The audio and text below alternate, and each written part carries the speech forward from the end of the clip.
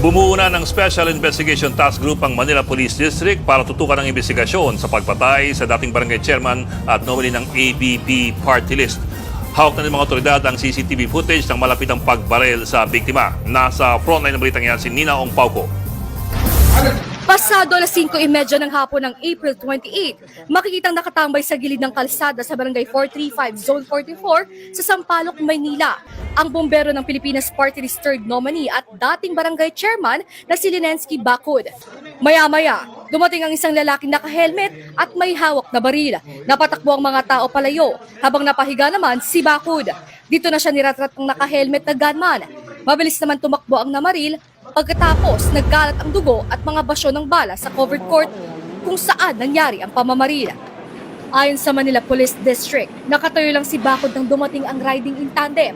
Bumaba ang backride ng motor at saka walang habas na pinagbabaril si Bacud. Rumesponde naman ang isang off-duty na pulis na nasa lugar at nakipagbarilan sa mga salarin. Meron lang siyang binibisita ang isang kaibigan doon sa lugar kung saan nangyari yung pamamaril. Sa kabila niya, nakatakas pa rin ang mga salarin. Sa kuha na isa pang CCTV, nakita pa ang mga sospek na nakasakay ng motorsiklo. Ang rider, nagpalit pa ng damit pang itaas. Isinugod naman sa ospital si Bacud pero namatay rin dahil sa tama ng bala sa iba't ibang bahagi ng katawan.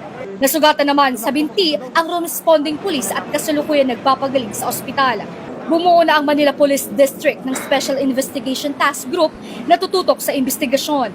Nagkaroon tayo agad ng dragnet at pinacheck natin lahat ng mga hospital kung merong mga dinala doon na may gunshot wound.